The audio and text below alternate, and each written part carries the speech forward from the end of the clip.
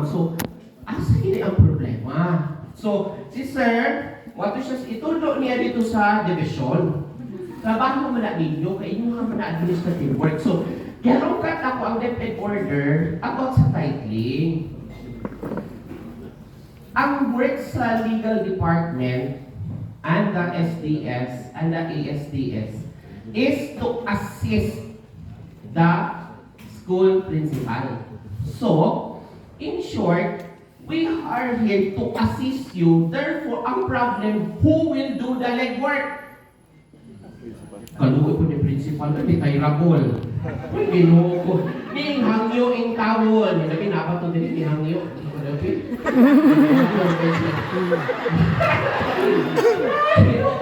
Ning hangyo siya nga kay ni. Hintay rabol na ko ba? Ay, dito ka na ka 61 na ko. Ano siya? Ang sagot tulong ko na nga principal. Isa ko po bitaw na to, So dito ko nakakuha ang idea, we need to push this one. Otherwise, mo status ko ang atong titling. Kung nitudlo si retireable nga, ihaguan na siya, magpaabot na lang intahon siya, mo-retire siya, the titling will not happen.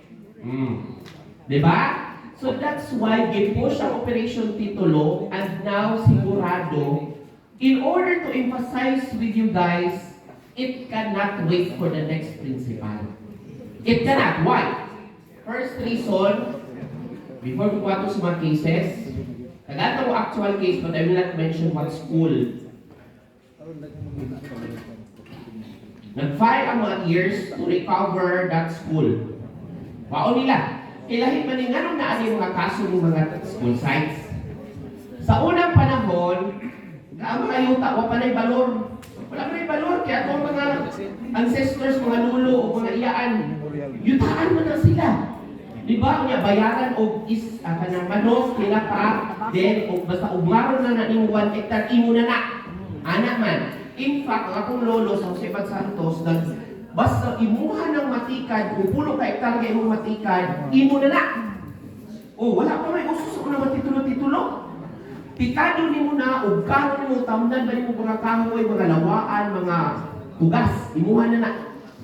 Susangyan na tikat na dito sa katapulan sa kululong 2 hektaryas. Oo, naghangad na tiguang akong lulang-lulong, sige sila away. Ipintik na pula na sa akong lulong kay kukugihan, makadato na taron. Balik-balik na yung away. Hanggang sila ni kami mo, nagsik-away. Ikapulan po kay iyahang banat. So, karon, giniuso ng mga titulo-titulo sa una. Ang gatong mga ears karon, gatong mga anak, mahal na karon ang eskwelahan anuman. Kay once mo tukod og eskwelahan, mo ang tibuok community ada mahal ang balor. So here comes now the ears. Ang problema, anong mo-file ang kaso ng mga sumusunod? Una, wala na sila inyuta. Wala sila inyuta, kinabanghalin na po. Kaya ipang skater, ipang sako, i-bring siya, nag-isulod o, best friend. Very sick. So, wala na kabilin. Bilang mo rin yung kwaon na ng eskwelahan. Kung ano na yung kwaon ka to, tapat sa kulayan, gani. Ang sige, tuwa ka daw naman, pila man na, subutang ka, mga 1.5 square meter. Ingon ko, pila man yung magbahin-bahin. Unsi ka, propose ko na kadako sa ako na ninyo. Sa bahala na sila na ito niyo, basta unsi pinagbahin ni Tulo ko eh.